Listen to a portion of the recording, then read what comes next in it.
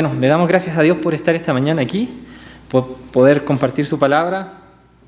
Como decimos siempre, este es el día que el Señor ha hecho para que nosotros podamos honrarle y glorificarle. Qué bonita la alabanza que cantábamos al final, que digno es el Señor, ¿verdad? Se sentía un poquito cómo podemos percibir que Dios está en medio de nosotros. Amén.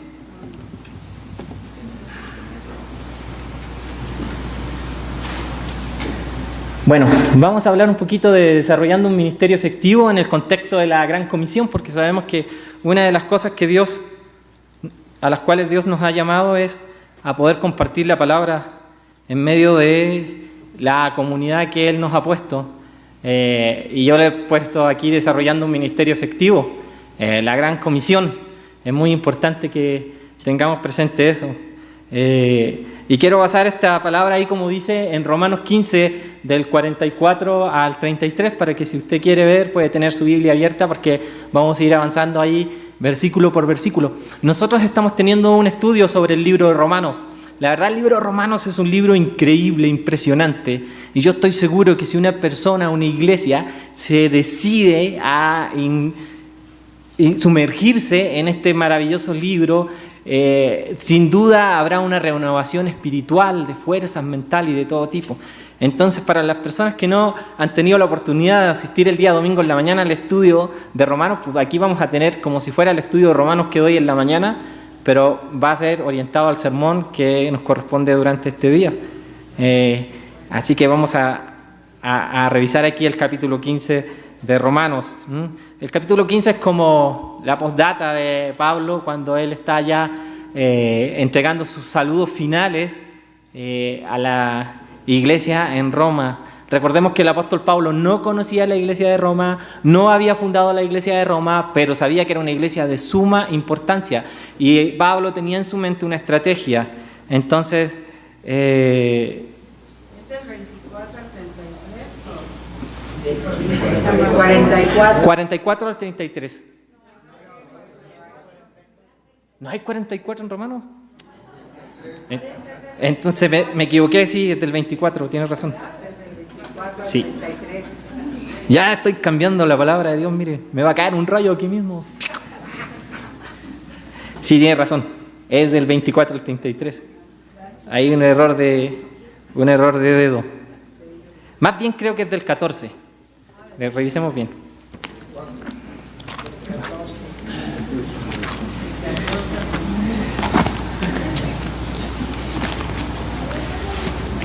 Vamos a revisar en la palabra de Dios.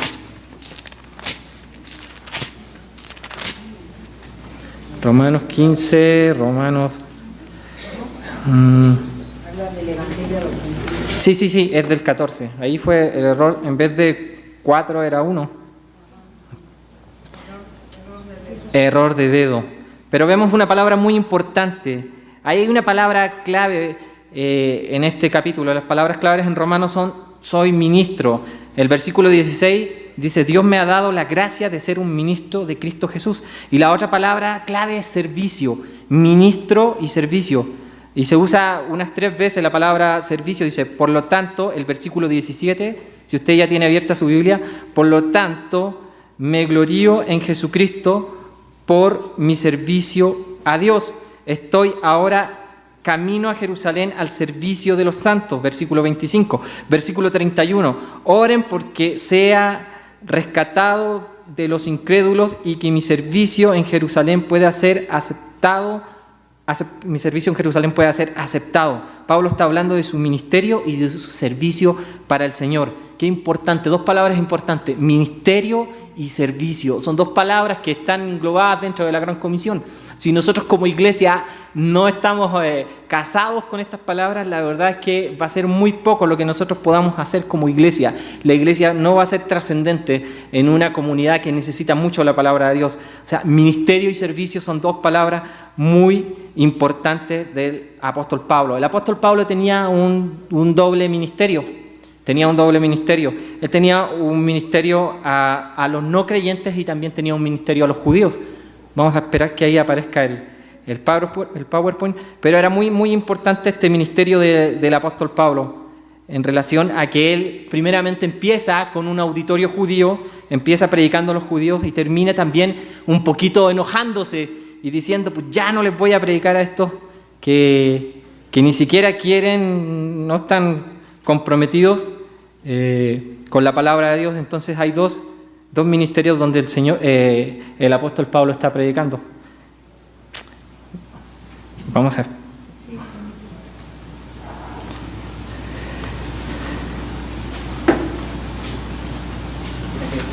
Bueno, el doble ministerio de Pablo a los no creyentes, y lo vemos eso dentro del versículo del 14, si ahí está, del 14 al 22, y a los creyentes dentro del versículo 23 al 33. Es muy importante entender cómo el apóstol Pablo se mueve por estos dos auditorios. Es interesante. Entonces el ministerio de Pablo puede ser dividido en estas dos partes. ¿Cuál era el ministerio a los no creyentes? Dice, les he escrito con franqueza, el versículo 15. Agarra su Biblia ahí en el versículo 15. Vamos a tener la Biblia en la mano para familiarizarnos más con ella. Dice, les he escrito con franqueza en algunos puntos como para recordarles de ellos, una vez más por la gracia que Dios me dio para ser ministro de Jesucristo a los gentiles, con el deber sacerdotal de proclamar el Evangelio de Dios para que los gentiles lleguen a ser una ofrenda. El primer propósito de Pablo, su primer objetivo de ministro era compartir las buenas nuevas, proclamar las buenas nuevas. Ese tiene que ser la meta número uno de cada uno de nosotros. Nosotros no tenemos otra meta que proclamar el Evangelio de nuestro Señor Jesucristo. No hay ninguna cosa más importante en la iglesia. Nada, no hay ninguna cosa. La cosa que usted se imagine no va a ser nunca más importante que predicar el Evangelio. Entonces usted en su escala de valores, de prioridades, usted tiene que poner como punto número uno la predicación del Evangelio. Es muy importante la predicación del Evangelio. Era el ministerio a los no gentiles y tiene que ser la meta de todo cristiano. A veces nos preguntan, oye, ¿cuál es tu propósito? ¿O cuál es el propósito de la iglesia? Bueno, el propósito de nuestra iglesia es, bueno, allí tenemos dos cosas, propósitos y objetivos, y nos puede dar ahí en las lonitas que están pegadas ahí, pero el propósito número uno de la iglesia es predicar el Evangelio. Entonces el apóstol Pablo, su ministerio fue a los no creyentes. A ver si le apunto esto. Vamos a seguir ahí luego. Bueno, el ministerio de Pablo fue a los no creyentes. Ahora, el mensaje de Pablo dice, para ser ministro de Jesucristo a los no judíos y ministrarles el Evangelio de Dios para que ellos sean una ofrenda agradable a Dios, santificada por el Espíritu Santo. Usted recuerda que cuando el apóstol Pablo decide ir a Roma, hace un viaje más o menos estratégico. Yo soy de la teoría de que el apóstol Pablo no quiere ser juzgado con los judíos porque ya le cayeron gordos y él está muy enojado con ellos, y segundo porque dice, si yo apelo al César, aunque sea encadenado, me van a llevar a Roma. Y para Pablo era muy importante llegar a Roma. ¿Sabía por qué era importante llegar a Roma? Roma era una parada de Pablo, nada más. A veces no nos damos cuenta, algunas palabritas que puso el apóstol Pablo, aquí vamos a ver más adelante, pero Roma era un punto.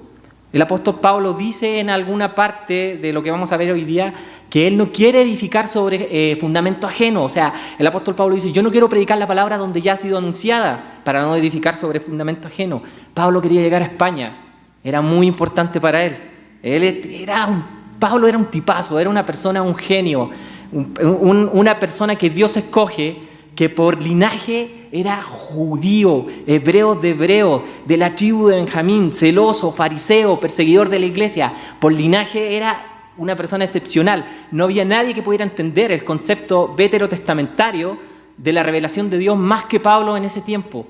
Entonces, por linaje judío, por cultura griego, estudiando en la universidad en Tarso, entendiendo la cultura helenística, era una persona que podía llegar a comprender el mundo actual, su mundo actual, transmitir la idea de la revelación del Antiguo Testamento a su mundo actual. O sea, de linaje judío, políticamente hablando, Pablo era griego, Pablo era romano, políticamente hablando. Eso es muy importante. Linaje judío por cultura griego y políticamente hablando, porque también es importante eso, era romano. Cuando lo azotaron, él dijo, ustedes azotan a una persona, a un ciudadano romano, sin que antes no se les haga un juicio, y las personas y los alguaciles que le habían tomado se pusieron nerviosos, porque quizás ni siquiera ellos eran romanos. O sea, para ser romano o nacías romano o tenías que tener muchísimo dinero para comprar esa ciudadanía. Entonces estamos hablando que el apóstol Pablo es una de las personas más preparadas que Dios pudo haber escogido para enarbolar todo lo que iba a ser el Nuevo Testamento. Prácticamente el 75% del Nuevo Testamento está influenciado por la ideología de Pablo. Los evangelios están influenciados por la idea de Pablo. Estamos hablando de un hombre que tiene un campo muy amplio para predicar el evangelio. El apóstol Pablo en algunos momentos de su vida realizó, más bien en estos pasajes, vemos cómo él resume algunas ideas de su ministerio que eran muy importantes. Aquí dice, el mensaje de Pablo fue el evangelio, esas fueron sus buenas nuevas. El mensaje de Pablo fue el evangelio, las buenas nuevas. Ahora, el mensaje de Pablo, perdón, sí estaba moviéndose el PPT, ¿no? Ahora sí. El motivo de Pablo, el número 2, dice, por lo tanto me glorío en Cristo Jesús por mi servicio a Dios. Pablo dice que su motivo para el ministerio era llevar la gloria de Dios. El mensaje de Pablo es llevar la palabra de Dios a los gentiles. Pablo llega a un momento de su vida, un momento donde ha recorrido tanto, donde ha escrito muchas cosas y dice, ahora es a los gentiles, ahora es a España, ahora es pasar por Roma, ahora es seguir predicando el evangelio. El motivo, dice, por lo tanto me glorío en Cristo Jesús por mi servicio a Dios. Pablo dice que su motivo para el ministerio era llevar la gloria de Dios. No se corresponde a nosotros llevarnos la gloria de Dios. Yo veo muy seguido, venga la noche de milagros con Juanito Pérez, porque Juanito Pérez le va a traer su milagro. Y venga porque vienen las noches de gloria y de aleluyas y de todas las demás cosas. ¿Por qué? Porque está Juanito Pérez, que es el importante. ¿Dónde está la gloria para Jesucristo? Yo no la veo. No, ni siquiera en los títulos podemos perder la perspectiva de que es Jesucristo el que se tiene que llevar la gloria. Pablo tenía claro, por lo tanto me glorío en Cristo Jesús por mi servicio a Dios. Está hablando un gigante espiritual, está hablando una persona que no tiene parangón en lo que respecta a personajes del Nuevo Testamento y quizás incluso hasta en la historia de la iglesia, con el respeto que podemos tener de Martín Lutero, de Zwingli, de Calvino y de muchos personajes. Estamos hablando de alguien que fue utilizado por Dios y que tenía un techo enorme y sin embargo dice, la gloria es para Dios. No se nos olvide nunca que la gloria es para Dios, que nada de lo que hagamos nosotros puede tener algo de significancia. Simplemente somos instrumentos en las manos del Señor. El motivo de Pablo, la gloria de Dios. Los milagros de Pablo, dice el versículo 19, estamos viendo ahí, dice, por el poder, las señales y milagros a través del poder del Espíritu. Bueno, ¿cómo dice? Por el poder, las señales y milagros a través del Espíritu, a través del poder del Espíritu. Los milagros del apóstol Pablo estaban fundamentados en el poder del Espíritu Santo. No estaban fundamentados en fuerza humana, en logística, en ninguna cosa. A pesar de que Pablo sí era una persona que planeó, que ideó un programa y todo eso. Pero los milagros de Pablo fueron hechos por el Espíritu Santo. Él dependió del Señor y por el Espíritu Santo obró milagros, porque el apóstol Pablo sí hizo milagros. Sí estuvo en situaciones donde Dios le sostuvo.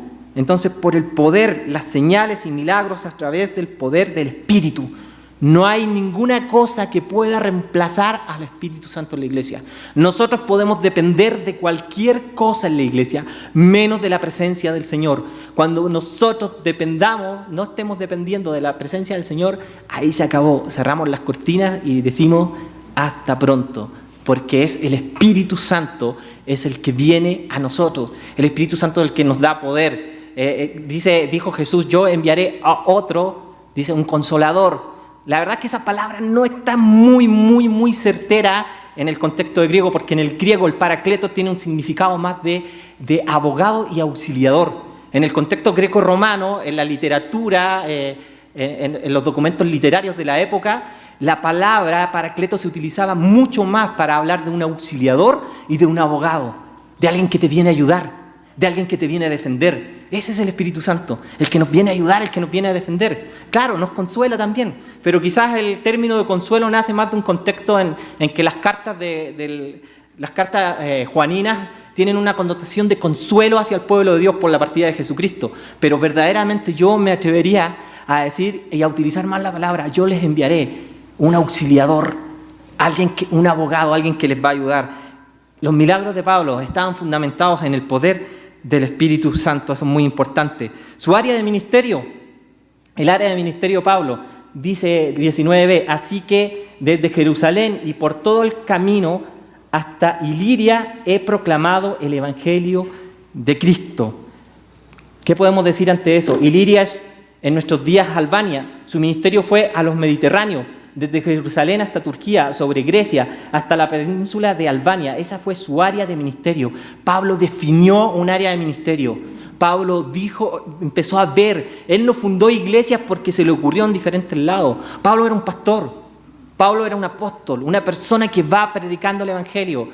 Yo creo que hoy día hay apóstoles, pero no como los plantean en la televisión y estas personas que están con anillos de oro y todo eso. El apostolado es un llamado, un enviado a abrir obras. Pero acuérdese lo que hablamos anterior, la gloria se la lleva Dios, el Señor. No nosotros, no el pastor que llega en un helicóptero a un estadio porque tiene que transportarse en helicóptero a este estadio, después irse al otro estadio y todo eso. Eso es presunción, eso es jactancia, eso es decir yo soy semidios, yo soy el único que puede hacer estas cosas. No, hermanos, creo que todos estamos llamados al ministerio.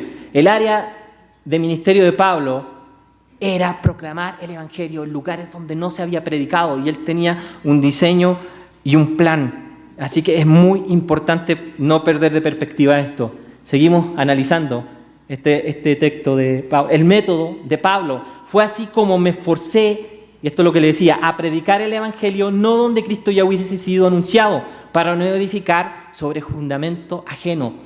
Mire, yo he leído muchos estudios y he visto muchas cosas que relacionan a las iglesias grandes que en su 70% se nutren de gente que ya es cristiana. Si usted ve una iglesia que está así grande porque tiene pantallas y todo eso, nada más haga una encuesta y se va a dar cuenta que el 70% de esa gente fue robada, porque es robada, fue sacada de otras iglesias. Claro que sí, porque la gente hoy en día quiere ir a lo grande. O sea, la gente estima un ministerio grande, que tienen que tener pantallas, que tienen que tener cosas. Entonces, ¿dónde está el buen mensaje? ¿Dónde está el más carismático? ¿Dónde está ese que está hablando cosas preciosas y todo eso? Ah, ya, vamos para allá con la familia. Y así con muchos cristianos que andan para allá, para acá, para allá, para acá. Yo le llamo a los cristianos conejos. Andan saltando de ministerio en ministerio. Dice, en una iglesia alguien con carácter le dijo, no hermano, esto aquí, se enojan y se van. Así de sencillo. ¡Qué inmadurez! Permítame decirle eso, inmadurez espiritual, inmadurez como personas también, porque el Evangelio es predicado donde no hay personas. Eso es lo que hacía Pablo. Pablo predicaba donde no había un fundamento, él no andaba robando cristianos.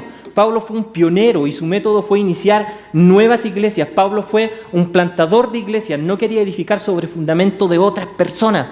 Y finalmente, y lo hemos visto mucho tiempo, cuando uno edifica sobre un fundamento ajeno, es que al tiempo hay problemas en la iglesia. Mire, aquí estamos en la iglesia del pacto. La iglesia del pacto tiene una doctrina y una teología. Nosotros no somos ni la iglesia de Vida Nueva, no somos la iglesia de Casluna, no somos la iglesia de allá, no somos la iglesia de acá, somos la iglesia evangélica misionera del pacto. Y tenemos una tradición pietista y venimos de la iglesia luterana sueca, tenemos una tradición de la misión, de ir a hacer la misión, de predicar el Evangelio, de una doctrina y una teología reformada, y tenemos que respetar eso.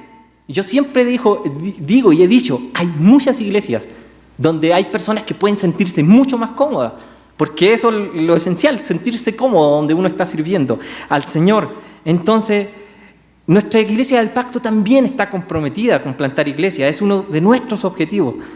El gran campo misionero que Dios ha dado a la iglesia hoy en día es la plantación de nuevas iglesias.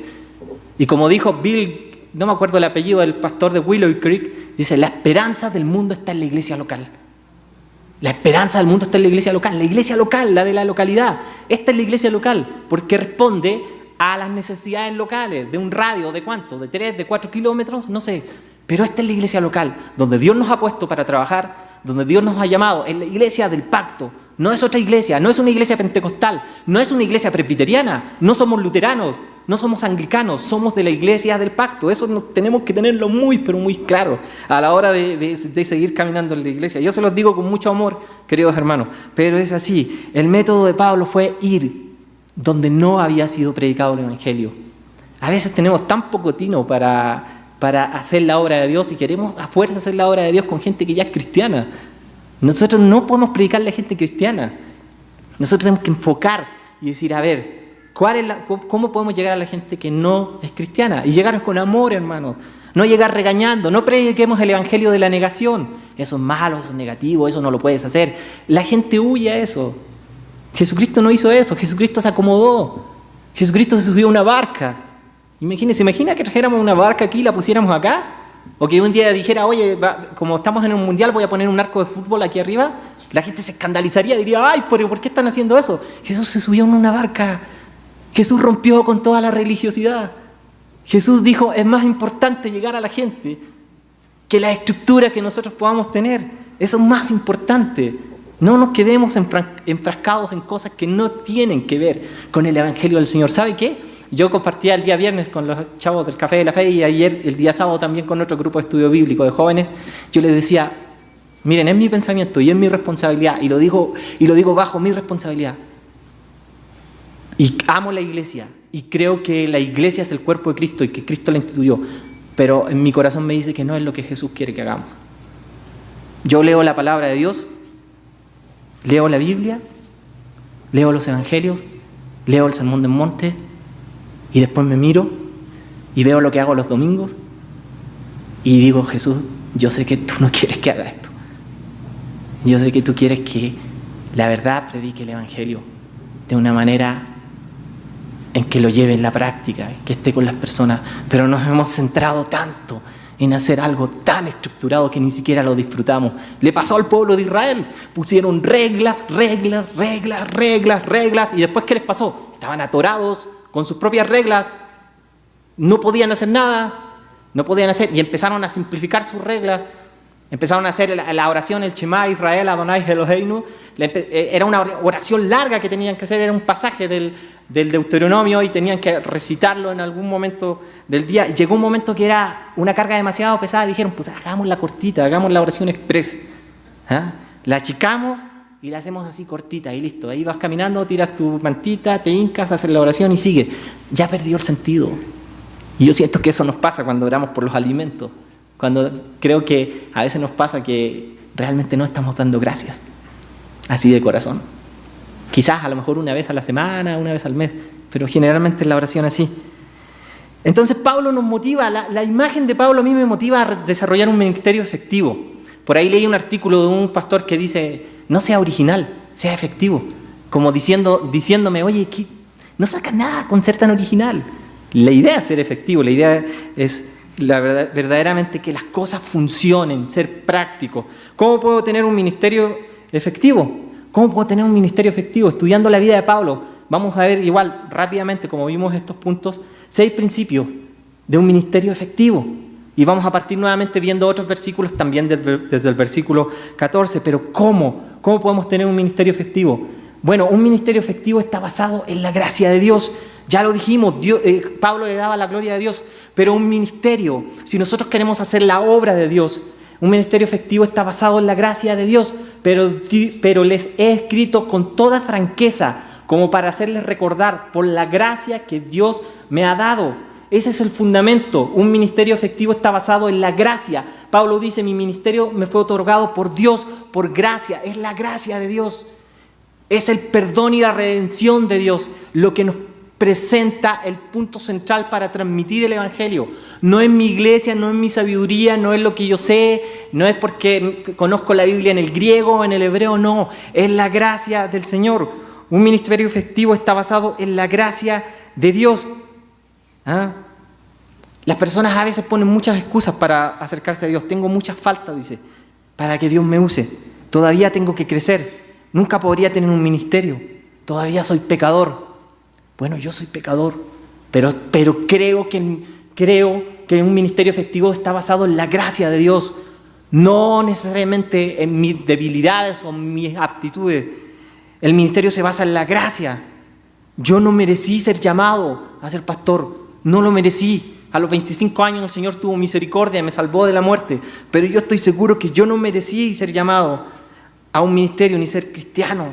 Todo es gracia, todo es por simple amor de Jesucristo. Si nosotros no logramos entender que un ministerio efectivo está basado en la gracia de Dios, nos ponemos soberbios, nos volvemos duros, empezamos a criticar, empezamos a regañar, a lo mejor como yo estoy así medio como regañando, pero no sé, empezamos a ponernos mal. Cuando no entendemos que es la gracia del Señor, que no somos nosotros, entonces ahí nosotros nos podemos dar cuenta que verdaderamente no somos nosotros, sino es el Señor. Es el fundamento. Un ministerio efectivo está basado en la gracia. Pablo dice, mi ministerio me fue otorgado por Dios, por gracia del Señor. Ahora, segundo, un ministerio efectivo está basado en la palabra de Dios. Por ahí dicen que hay una predicadora en Argentina que nada más lee un versículo y después empieza a hablar de cualquier cosa, así lo que se venga. Pensamiento positivo, superación personal, cualquier cosa. Yo creo que todas esas cosas son herramientas buenas. No le digo que no se compre un libro que le ayude a organizar su vida, pero aquí estamos analizando la palabra de Dios. Esto lo que estamos haciendo ahora es lo que hemos estado haciendo en el curso de Romanos. Todavía vamos ahí en Romanos 4 casi, pero vamos avanzando y vamos viendo. Un ministerio efectivo está basado en la palabra de Dios para ser ministro de Jesucristo a los no judíos y ministrarles el evangelio de Dios para que ellos sean una ofrenda agradable a Dios, santificada por el Espíritu Santo. Y ministrarles el evangelio de Dios es la palabra de Dios. Yo cada vez me he convencido más, si no hay discipulado no hay crecimiento. Si no hay palabra de Dios, la iglesia no crece. Sencillamente, no hay crecimiento. No hay, en la gente joven, si no hay discipulado, no se crece. Si no hay lectura de la palabra, no, nos quedamos enanos espiritualmente. Entonces hay una cosa muy importante, no podemos prescindir de la palabra de Dios. El ministerio, la iglesia, los estudios tienen que estar fundamentados en el estudio de la palabra de Dios. Entonces, muy importante, el apóstol Pablo lo sabía, ese era su mensaje. Cada ministerio significativo que va a permanecer está basado no en una personalidad, no en alguien carismático, no en un edificio, no en un concurso de popularidad, no en la publicidad, está basado en la palabra de Dios. No en ninguna cosa ajena a que no sea la palabra de Dios. Si no hay buena predicación de la palabra en una iglesia, todo está mal. Perdimos. Si el día martes en la tarde no me acuerdo de qué es lo que se predicó el día domingo, es que algo pasó, algo no funcionó. Si no es la palabra de Dios, no hay ninguna cosa que nos vaya a poder transformar. La palabra de Dios, por medio del Espíritu Santo, viene a transformar nuestras vidas. Entonces, un ministerio efectivo está basado en la palabra de Dios. La palabra de Dios es muy importante. Tercero, cada ministerio de Dios es realizado para la gloria de Dios, ya lo dijimos. Dice, tengo pues de qué gloriarme en Cristo Jesús en lo que a Dios se refiere, porque no me atrevería a contar sino lo que de palabra y obra Cristo ha hecho por medio de mí, para la obediencia de los no judíos. Cada ministerio de Dios es realizado para la gloria de Dios. Incluso las cosas muy sobrenaturales que nosotros podamos hacer siempre son para la gloria de Dios. Yo le he contado mi experiencia en el aeropuerto de Estocolmo. Cuando comíamos ahí, yo le contaba mi testimonio a un amigo sueco y un mesero musulmán que estaba parado ahí, que no hablaba español, que no hablaba casi nada de sueco, que solamente hablaba árabe. Estaba entendiendo lo que yo estaba hablando. Él estaba entendiendo, nosotros no nos habíamos dado cuenta. Él estaba recibiendo la palabra de Dios cuando yo estaba contando mi testimonio. Y cuando terminamos de comer se acercó, yo bajé y se acercó a Samuel Gunnarsson y le dice, oye, ¿en qué idioma estaba hablando ese joven? Le dice en español, yo entendí todo, le dice, yo me identifico con lo que le pasó a él. Yo quiero tener a ese Jesucristo en mi corazón, el que lo salvó de la muerte a él. Pero es para la gloria de Dios. No puede ser, no podemos nosotros gloriarnos y decir, oye, yo soy ahora el más grande en esto y todo, y andar así, levantándonos los hombros porque sucedió algo. Los milagros suceden con un propósito divino, pero son siempre para la gloria de Dios.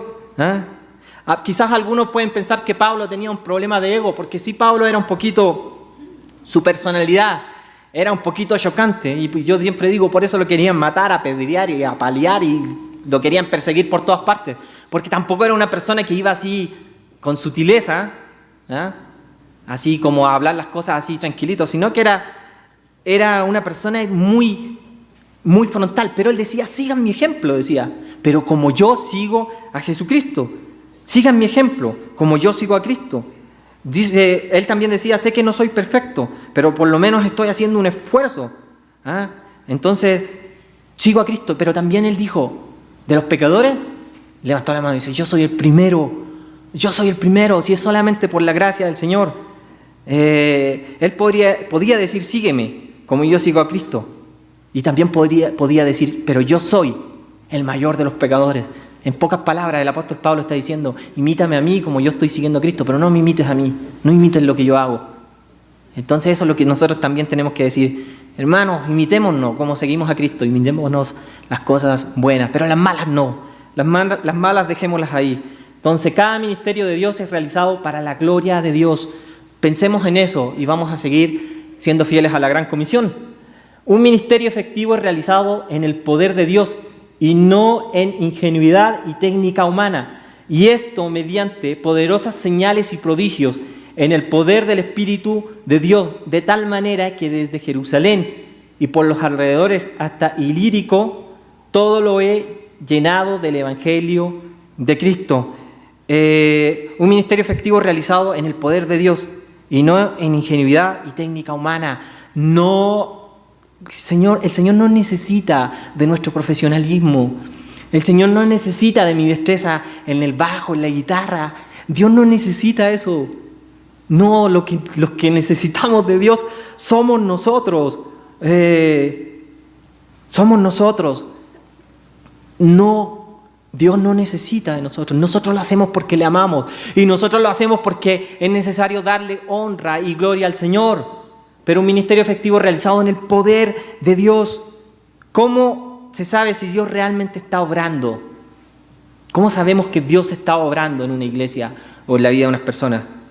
Porque hay vidas transformadas, porque hay vidas cambiadas. ¿Saben qué? Lo que le impresionó a este joven musulmán, no le impresionó porque yo era tan guapo. No le impresionó eso. ¿Saben lo que le impresionó? Es que él se identificó con un momento de mi vida oscuro, donde pasé por el valle de sombra de muerte. Él se identificó con eso. Y él dijo, en pocas palabras, él dijo, ahí hay un cliente satisfecho. O sea, yo quiero a ese Jesucristo.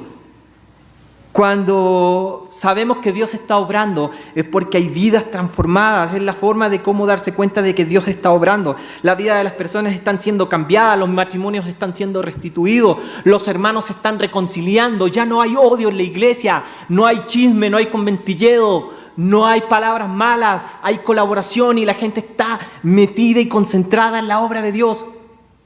¿Podremos decir que Dios está obrando entonces en nosotros, en nuestra iglesia?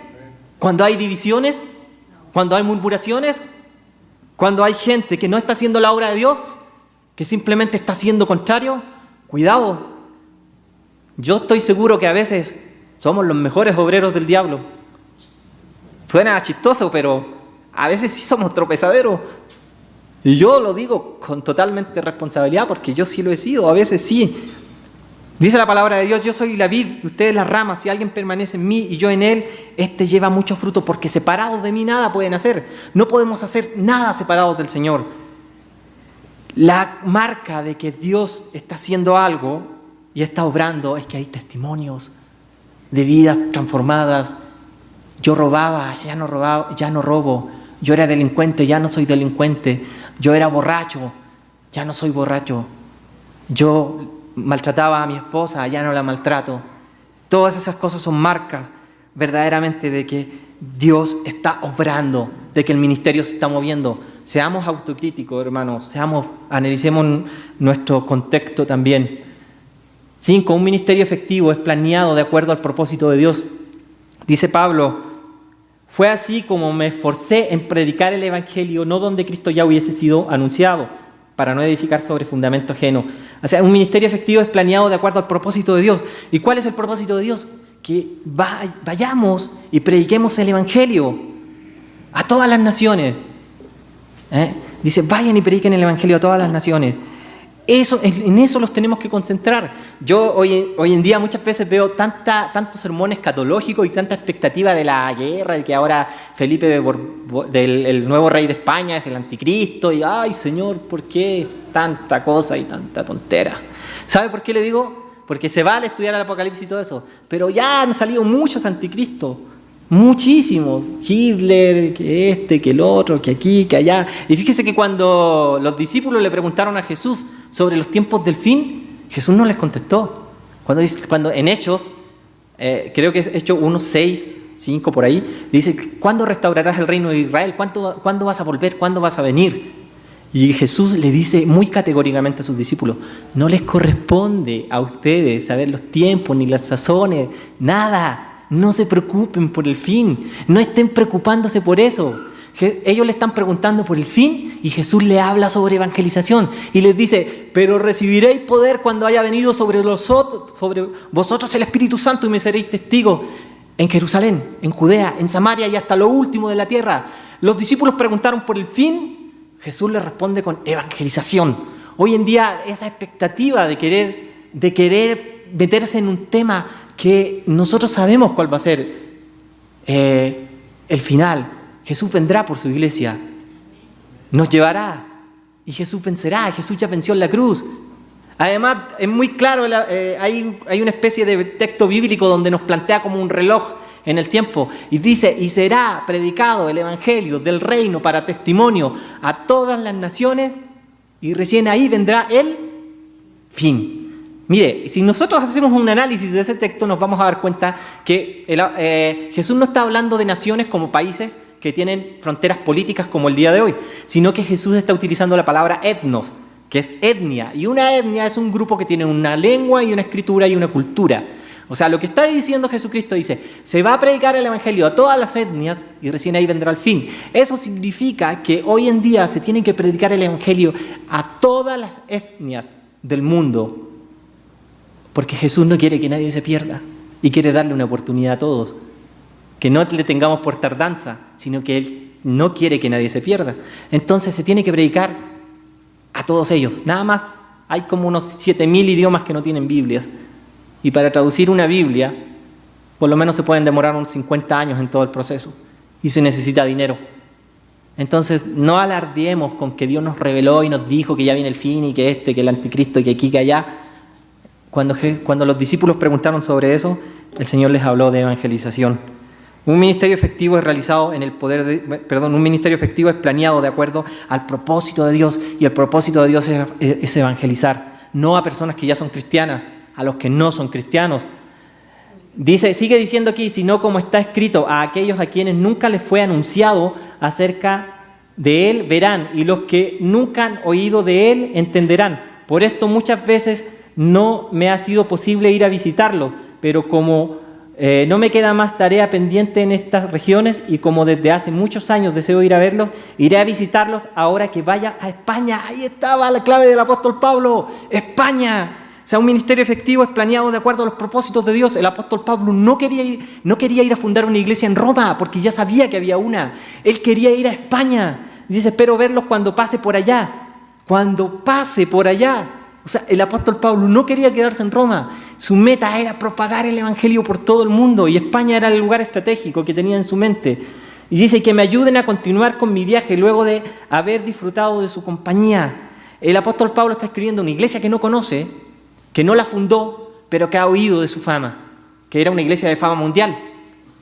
Y su estrategia es pasar por ahí para poder ir a predicar a España y compartir el evangelio. Ahí es muy importante, muy estratégico. Pablo era estratégico. y una de las ciudades claves es el Imperio Romano. Era clave también hacer un nexo ahí. Usted sabe que cuando algo se pone de moda en el Distrito Federal, en 2 o 3 años llega a los estados de la República. Cuando algo está de moda en Estados Unidos, enseguida en 3 o 4 años llega a los países de Latinoamérica. Y es así, Pablo está pensando con ese tipo de visión. Dice, si yo llego a los lugares importantes, si potenciamos Roma, si llegamos a España, el Evangelio se propaga. Y así es simple. Un ministerio efectivo es planeado de acuerdo al propósito de Dios. Un ministerio efectivo es respaldado por el pueblo de Dios. Eso es muy importante. Ya aquí vamos concluyendo. Pero ahora voy a Jerusalén para servir a los santos. Macedonia y Acaya tuvieron a bien hacer una ofrenda para los pobres que hay entre los santos que están en Jerusalén, pues les pareció que era lo correcto y se sienten en deuda con ellos, porque si los que no son judíos han sido hechos partícipes de las bendiciones espirituales, deben también compartir las bendiciones materiales. ¡Qué interesante! Ve qué interesante cuando analizamos la Biblia y vemos texto por texto, revisando eso es lo que hemos estado haciendo cada domingo. Dice, porque los que han hecho partícipes de las bendiciones espirituales también deben compartir las bendiciones materiales. ¿Usted ha compartido bendiciones materiales por recibir bendiciones espirituales? Pues Pablo está diciendo que un ministerio efectivo es respaldado por el pueblo de Dios. Hay un respaldo cuando se ve que se está haciendo la obra de Dios. Hay un respaldo del Señor. Eso es muy importante. El apóstol Pablo lo tiene en mente y está muy claro. Pablo menciona 2 formas en las que estos romanos podían participar en el ministerio. Él dice, ustedes lo pueden hacer financieramente y en oración. Qué interesante eso. Aquí sigue el texto. El mismo texto anterior, la continuación dice, así que cuando yo haya concluido, yo les haya entregado este fruto, pasaré a visitarlos de camino a España. Nuevamente se refiere a España. Y sé que cuando los visite llegaré con la abundante bendición del Evangelio de Cristo. El apóstol Pablo está pensando en la iglesia, que tiene que ser una iglesia que también puede orar, pero también puede ofrendar. Sigue el texto, pero les ruego, hermanos, por nuestro Señor Jesucristo y por el amor del Espíritu, que me ayuden con sus oraciones. Aquí está la otra forma. A Dios por mí, para que yo sea librado de los rebeldes que están en Judea y que la ofrenda de mi servicio a los santos en Jerusalén sea agradable, para que por la voluntad de Dios llegue a ustedes gozoso y pueda descansar entre ustedes. Que el Dios de paz sea con todos ustedes. Amén. Está terminando el apóstol Pablo. La iglesia estaba consciente que había recibido bendiciones espirituales de parte de Jerusalén, de parte de la iglesia, ahí donde el Evangelio había sido sembrado en la cruz, donde Cristo había muerto. Estaban conscientes y ellos devuelven bendiciones materiales. Hay una historia por ahí, dice que un pastor en una pequeña iglesia predicaba una noche y decía, hemos estado mucho tiempo en esta iglesia, tiene que levantarse y caminar. Y la gente y todos dijeron, amén, amén pastor, que camine, que camine. Entonces él dijo, amigos, no es suficiente con caminar, esta iglesia tiene que levantarse y correr. Y la gente dice, tiene que correr, amén hermano, esta iglesia tiene que correr. Entonces el pastor dijo, hermanos, eso no es suficiente, esta iglesia tiene que levantarse y volar, tiene que volar para Jesús. Y ellos dijeron, sí, amén, tiene que volar. Dijo, y el pastor dice, pero se necesita combustible para volar. Y se necesita dinero para comprar combustible. Y ellos dijeron, no, que camine. Chistoso, ¿no? Eso le pasa a la iglesia. Eso pasa frecuentemente con la iglesia, que a veces nosotros no estamos dispuestos a apoyar. Creemos que la obra de Dios se haga así sola. A veces difícilmente sacamos dinero para poder apoyar. A veces difícilmente oramos por las personas que están haciendo la obra de Dios. A mí me entristece mucho. Yo estuve un tiempo ahí en el comité de misiones de la Iglesia del Pacto, como 2 plantadores, no éramos capaces de a 2 plantadores sostenerlo. Qué pena, ¿verdad? Me da mucha pena, me da tristeza en mi corazón. No éramos capaces de sostener a 2 plantadores una iglesia. Hermano, yo se los digo con amor. Y yo siempre lo he dicho, cuando hablamos estas cosas desde el púlpito, lo hablamos porque somos una familia y nos queremos y nos amamos. No es un regaño, es simplemente que pensemos que la gran comisión no es algo sencillo, no es algo así superficial, no es algo que nosotros pensemos que se hace solo. Hemos compartido algunos principios y vamos a seguir estudiando el libro de Romanos, así como yo lo he hecho aquí, así lo estamos haciendo cada domingo. Entonces, pero es sencillo, necesitamos seguir adelante, es muy importante. La oración, el apoyo, el apóstol Pablo lideró un proceso impresionante. Yo no me quiero quedar fuera de algo que pueda ser importante para la Iglesia del Pacto en México. Necesitamos apoyar, queridos hermanos, necesitamos orar, necesitamos ofrendar. Necesitamos dar. A mí me entristeció mucho. Necesitamos dar, no de lo que damos aquí en la iglesia. No se trata de decir, pues la iglesia daba tanto, ahora voy a darle a un hermano, a un misionero, voy a dar menos en la iglesia. No, eso no es un sacrificio. Un sacrificio es apoyar en muchos frentes. Nosotros no somos una iglesia que fundamentamos muchas cosas en andar pidiendo dinero, pero seamos sensibles. ¿Por qué? Porque la palabra de Dios nos enseña eso. La palabra de Dios nos enseña eso. Tengamos presente este sermón y si usted lo quiere revivir en la página web de la iglesia, y también podemos poner el PowerPoint, también porque ahí están los puntos y lo puede descargar y lo podemos estudiar y se puede seguir revisando. También los que asistan al estudio romano, yo le voy a entregar todos los PowerPoint de todos los bosquejos y todo el material que hemos estado compartiendo. Le invito a inclinar su rostro y a orar para darle gracias a Dios por esto. Señor Jesús, Tú nos has dejado, Señor, una gran responsabilidad en esta tierra, Señor, que es predicar tu palabra en medio de tanto odio y tanta maldad que hay en este mundo. Se hace tan difícil. Ayúdanos, Señor, a ser sensibles, Padre eterno. Ayúdanos a no dejar de apoyar la obra misionera, Señor. Ayúdanos a no dejar de reunirnos, a fundamentar nuestros ministerios en la palabra, Señor. Ayúdanos a darte la gloria a ti, Señor.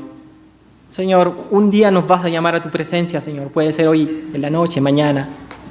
Te pedimos que tengas misericordia de nosotros. Ten misericordia, Señor, porque tantas veces no hemos hecho tu obra, Señor. Tantas veces hemos vivido un cristianismo ahí, en la orilla, sin sumergirnos, Señor.